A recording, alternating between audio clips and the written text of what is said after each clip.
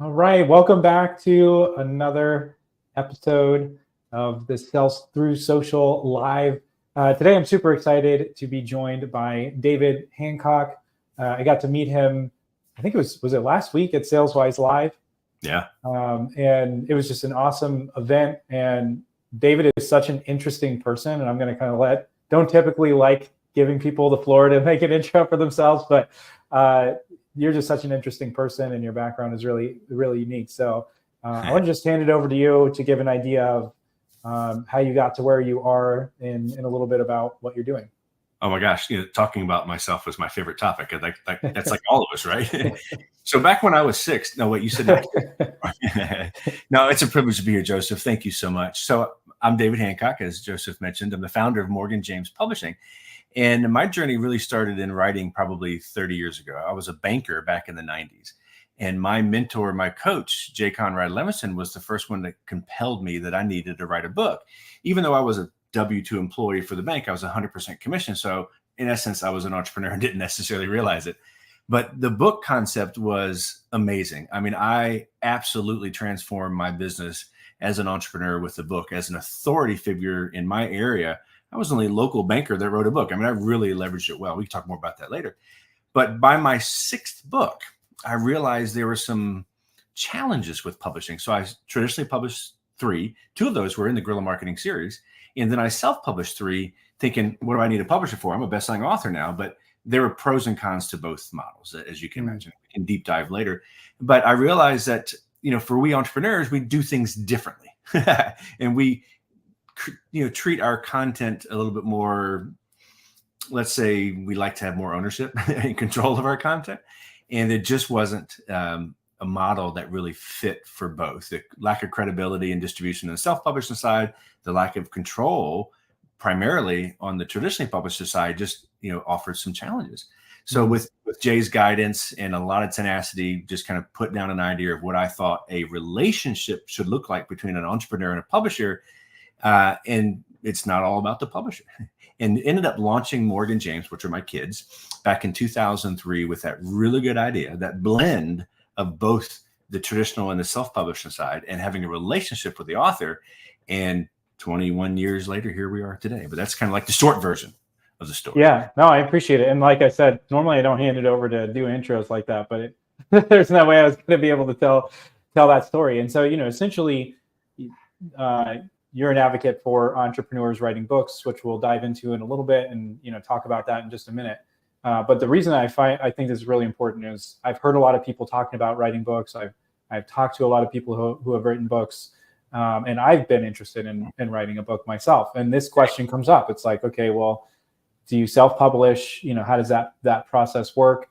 And then, from the traditional publishing side, how can you even break into that? That's one piece, which is really can be challenging in and of itself. But then if you do, what does that actually mean? And I think most people, and maybe even until you really publish a book and then you try to use the content, you might not even really realize what you've signed up for until you can't use something that you assume that you'd be able to, or however that would roll. So what I'd love to get your insights on are, when should an entrepreneur consider writing a book? Like, where's the value? Why would they even think about investing the time and energy into doing that?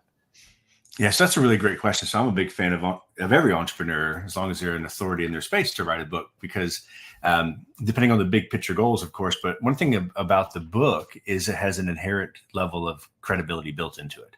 You still have to step into that role. You still need to earn it, of course. But as an entrepreneur, you haven't got normally a big brand behind you or a big business behind you to kind of give you that reach or that credibility. So when an entrepreneur writes a book, it's basically saying, hey, I am an authority in this space. I am an expert in this space. And the book certainly lends it to, but you need to demonstrate it. But for me, my first book, I literally doubled my income. And the only thing I did different was, the day before I was a successful hustler in a good way. The day after I doubled my income, the only thing I did different was now I had a book behind me, that credibility, that authority that went with it. I was able to raise my fees. Nobody negotiated with me anymore. Clients would come out of the woodworks. Clients that would never give me the time of day were begging to get on my calendar. And then an unexpected, though Jay warned me, but it really wasn't expected for me, was that media started to reach out to me because I was the only local guy in my area who wrote a book on the space. So it gave me that authority aspect. Wow. So I was interviewed either in print, radio, or television, weekly. And certainly that enhanced my brand as a local banker. It was phenomenal. So I think an entrepreneur should write a book to really secure themselves in their space as an authority figure, help them negotiate less, and help them reach a larger audience. Well, that all sounds awesome. He's going to complain about making more money and negotiating less. I love that. So then, if you decide, okay, it makes sense to write a book. Actually, I didn't have this in the questions, but I don't want to spend too long on this because we could probably should do a full episode more on, okay, you've decided to write a book. It's the right thing. You figured out what publishing you're going to do, then talking through the process. But, what would be a couple things that what would be the first couple steps you would take in getting ready to write a book if you decide to go that route? Yeah. So the cool thing is when you're doing the research for the book and you're really spending the time and effort to create some value for others, you end up becoming more of an authority and more of an expert in the space because you're inherently doing some additional research to improve yourself. So a lot of people will write books so they can really master a craft even more than they already have. So that's a fun side thing. Excuse me. Sorry about that. But the biggest picture to know is once you decide that you want to write a book, the best time to start marketing that book is that very moment, because you need to earn the right to ask people to buy the book from you. And you need to step into that role and demonstrate that you are the authority. Again, the book brings a huge amount of authority to the table, but you still need to act and respond as such. So there's really two bridges you need to cross between now and the time you can say, hey, go pre-order my book from wherever. And the first bridge is the authority bridge, where not only do you demonstrate that a book is coming and it's from you, and here's the title, and you kind of walk your audience down this path with you, is you'll share content, and you'll actually do a couple of cool things. One is as you start sharing that the book is coming, you immediately start to grab that credibility. But the people you're sharing it with early on will ultimately help you become accountable and help you finish the daggone book. Because a lot of people will start a book but not finish it.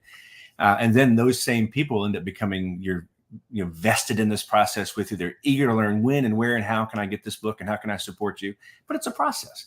And the other bridge is, I lovingly call it the permissions bridge. It's where if you do the first bridge right, where you demonstrate that you're an authority, you educate, you encourage, you inspire, and you entertain your audience, and you demonstrate that you're the right person and they have access to you, then you earn the right to ask. You're earning permission to ask. Because if you do what every other author on the planet does, is they hold a book up real close to the chest, and then on some random Thursday, they go, hey, I wrote a book. It's all about me being an Amazon bestseller, me. And that doesn't go over well. You'll burn your list. You may hit your goal of hitting #1 on Amazon, but you could sell 12 books and hit #1 in all your categories. And when you realize that, it's a discouraging thing. So demonstrate that you're authority. Start now, lean into the audience, and then you'll earn the right to ask. You'll earn permission to say, hey, go pre-order my book, and they will. Love it.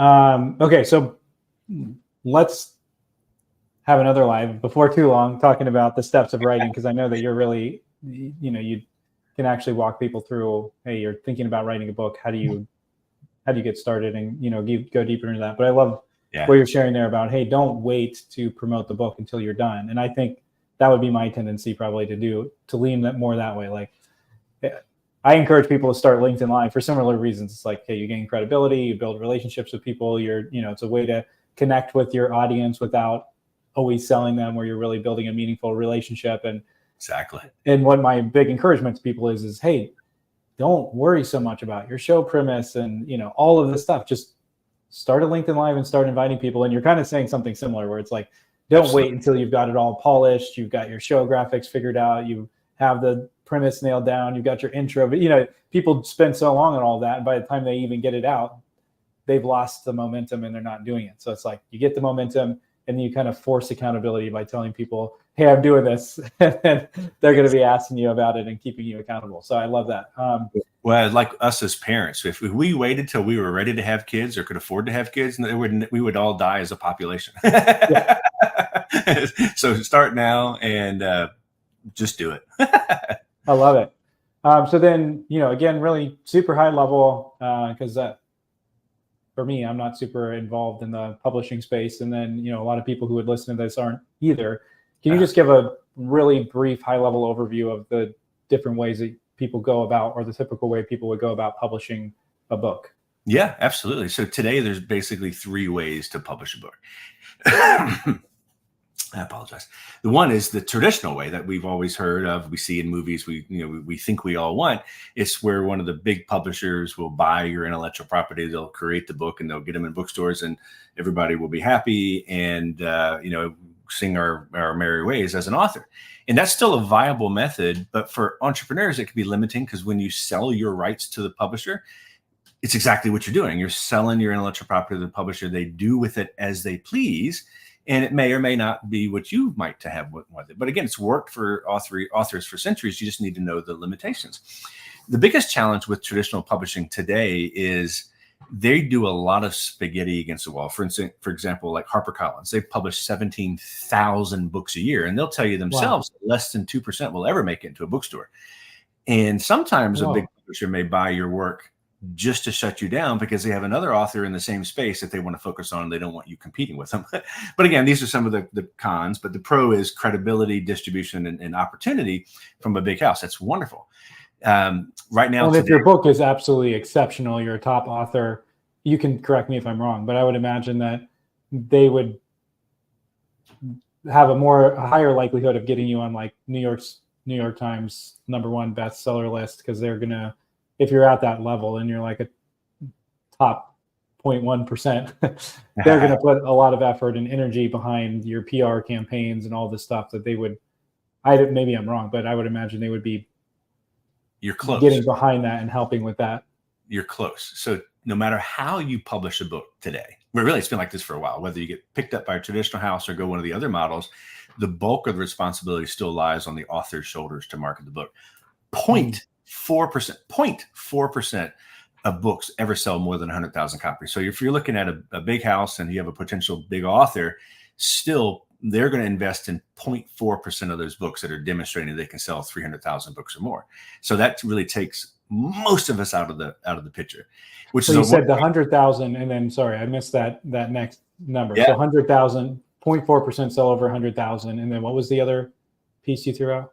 Is the book publishers are looking for authors that can sell 300,000 copies or more, so they can afford to throw the other, 97% against the wall. But the reality is it's a tough nut to crack for sure. But if you look at the number of books that sell, this is one of the reasons why I teach authors. Yeah, we want to make money from the book. I mean, heck, that's the only way as a publisher we make money is by selling books. But the reality is we authors should focus on leveraging the power of the book, because we'll earn more income and opportunity because we wrote the book than we ever will from the book itself. Like Jay Levinson, my mentor, my co-author, probably 8 books we co-authored together. He said he made $35,000 on the guerrilla marketing book, but he made $10 million because of it. And that's what we want for each author listening to this live right now. So the other way to publish is self-publish. And there are literally you taking the book up to Kinko's and printing some books, or even using an assisted self-publishing option where somebody may help you, create the book, design the book, package the book, and get it listed online. Now, self-publishing is better than doing nothing at all. I highly recommend self-publishing because you can still lean into the fact that you've stepped out above and beyond what most people do. Because what is it? Like 86% of people want to write a book, but the few that actually do start, and the few that start, few finish, and then the few finish that never get picked up by a publishing house. So there's still a credible amount of authority, even in a self-published brand. Pros and cons of the self-publishing brand, of course, is distribution is limited just online. Now, we all might think online is where all books are sold, but they're really not. Like even for our house at Morgan James, between 24 and 40% of our books are sold at Amazon, and 40 is the anomaly. That means the rest of our books are sold through brick and mortar. So the idea of having broader distribution into houses or into places that people can discover you that they don't already know it can be pretty powerful. The self-publishing does lack a little bit of credibility because sometimes it's just you saying you're wonderful, where having a publisher can say, "Hey, we think this person's wonderful," so that's good. But the still income, there's still opportunity to earn income because you wrote the book is still sound. And it really depends on some of your goals. If you just want to have a good book that's available as a legacy piece, or you want to use as a lead magnet only, or if you want to just have it for the back of the room sales, that's a wonderful thing. But the beauty of having a little bit of broader distribution is that being able to reach people that are outside of your current circle of influence. And then that third space kind of sounds like, well, what else is left? Well, that third space is kind of what we created 21 years ago. Publishers Weekly called us the first hybrid publisher. And it really was for lack of definition, because we weren't trying to describe ourselves. We were just like, hey, we're a publisher that's picky, but we allow the authors to retain the intellectual property, and we make decisions together, and they work on their business. How can we help them leverage the book so that they can do better, solve their goals, help them reach their goals, and then ultimately we'll sell books. And that's called the hybrid space. Now, there's 1,000 hybrids out there now. Just got to be real mindful of again, what they're offering, what kind of goals that you might have. But those are like the three different models. We've got the traditional, where they buy your intellectual property and take over and do with it as they please. You've got the self-publishing, where you're 100% complete control and you do it yourself, and you've got limited distribution. And then there's a middle road. There's a handful of good hybrid publishers that will help you produce a book, get it distributed, and then, of course, obviously with Morgan James helping you figure out the crud, now what? All models are good. Just depends on your big goals. But I'm a big fan of the hybrid space for sure. No bias there at all. Right. No, but it sounds amazing. It sounds like an amazing option, because I think whenever I get into writing a book, and what I would have thought before is maybe start out self-publishing, but I would have tried to get published by one of the big companies, because that's the only option that I really understood. But recognizing that there's another option out there, and you mentioned a couple things, so I want to dig into a little bit. So one is that if you're writing a book to make money from your book, it's probably in some ways like being like, hey, I want to be an NFL quarterback. It's like, okay, is it possible, if you have exactly all the right elements, it's possible to sell a book and just make money purely off of your book? But then you got to be doing that all the time, and you got to be a super prolific writer. And most entrepreneurs aren't going to fall into the category where they're even going to write on a topic where you could sell over 100,000 books. Like if you're teaching, if you're an entrepreneur and you're consulting with plumbers how to run a more effective plumbing company, you're most likely not going to sell over 100,000 copies of that book. That doesn't mean that there's not people who would buy it, and that would give you authority in the space and give you the ability to really do something with it. So anyway, that point that you're making about the book is a way to generate more income from outside of it, rather than it being the income generator itself. I think that's a really key mindset switch that I hadn't really thought about, but really fits in with a lot of what I've learned about marketing in general. Like the best kinds of marketing things that I've run into are really more like that. Yeah. And a funny example, we do a lot of books for the entrepreneurial dentistry market. And there's like only 100,000 dentists out there. So the market for selling a book to fellow dentists is really, really small. But the market for helping them create better business plans, create better opportunities for their practice, being more efficient, and using that, leveraging the book to sell those kind of products, the book certainly opens the door. You can certainly sell a bunch of books, but you'll end up making a lot more money by helping others because you wrote the book. Yeah, and then one other piece that I'd love for you to touch on, I hate to wrap up with this, but I think if we wrap up here, then we can tease, maybe a future conversation where we dive more into some of the practical stuff. But with your with the hybrid approach, something else you mentioned is the intellectual property. So can you just share a little bit about, like, why should somebody care about that, and how does that typically work with a bigger publisher? Like, why should an entrepreneur care about the intellectual property piece? Yeah, absolutely. So this may not be as important to some as it is to others, but when you release the rights to your intellectual property for the content of a book to someone else, then they're in control. I'll give you a couple extreme examples. So when my first books came out, my very first book actually had no input in anything. They came up with the title, the subtitle, the cover, everything without involving me. Now, I took it under the guise that I'm a first-time author. Maybe I don't deserve that kind of input. But it was very frustrating to see that they added 3 chapters to the book when I got my copies in the mail. It was good. Now, I could have written it if they asked, but they added content. And then the other frustration was that since they own the intellectual property, doing other things with the content, creating courses, creating keynotes, things like that, you think would be inherent to helping you sell books. But the typical traditional house doesn't always see it that way. They own that. So they want to make sure that you're not giving away too much content. So every time I developed a keynote, the publisher had to approve my PowerPoint presentation, and I could only buy a limited number of copies of my books for my speaking gigs. They wanted me to pay retail because they thought they were losing money by me going out and talking about the book. Things have softened a little bit in the last 25 years, but not very much. But whereas an entrepreneur really should be controlling their intellectual property so they can always make sure that exactly what they want to come across in their perspective is right, but then have that ability to create the following courses, the other books, the other editions, or the mastermind groups, or anything related to that content without having to get somebody else's permission. So then a bad example of that, like let's just say that like where that could go wrong and why somebody might want to think about it is, okay, so you're in an industry where you're not going to sell over 100,000 books, or maybe you're in an industry that you could, but you know, chances that you're going to be the person whose ideas are really good enough to do that are like almost like not quite winning the lottery, but winning the lottery of being in the author space, probably not going to happen. So then you publish your book, you put your intellectual property, you've been working on this really unique perspective, and then you end up as one of those 17,000 other authors who are never even going to, who a large portion would ever end up on the shelf. So now you've sold your intellectual property. You have to go through the publisher to do a keynote speech or to try to do something with it, but then you're not even getting distribution in the bookstore. Exactly. Yeah. Yeah, that sounds horrible. I've got plenty of friends that have done well and worked within the space. I worked within the space and still thrive, but there are frustration limits and income limits because of it. And as you grow as an author and you become more credible in the space, and the more numbers of books that you do have under your belt that's being sold, you can negotiate certain things, but it takes a while to get there if you ever do. Yeah, well, super interesting, David. If people are interested in writing a book and they go, hey, I think I've got a really good idea, when should they reach out to Morgan James, or when should they reach out to you? When does that make sense? I'm happy to help out any way that I can. I've got a passion for helping authors find their right path. And again, the best time to start marketing a book is the moment you decide to write it. So you don't have to have a book finished before you reach out to really any publisher, because there's a lot of things that can be done in the background while you're still buttoning up the book, because it takes us about 9 months to show up on bookstore shelves, but the book doesn't need to be finished that far. But happy to help out if you guys just want to go to chatwithdavid.com.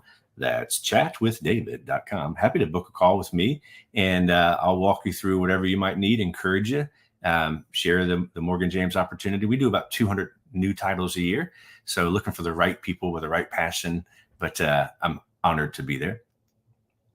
Awesome. Yeah. Well, David, thank you so much for joining me for the show. I really appreciate it. And I'll just give a shout out. I met David in person, and he's just as awesome and kind of like humble and chill in person as he is on the show. So basically what you see here is what you get. So if you like it, then reach out to David and book a call. You'll definitely enjoy talking with him. So that's wonderful. Yeah. Thanks, David. Really appreciate it. Joseph, man, it's a privilege. It's so good to see your face again. Yeah. You get to see it too.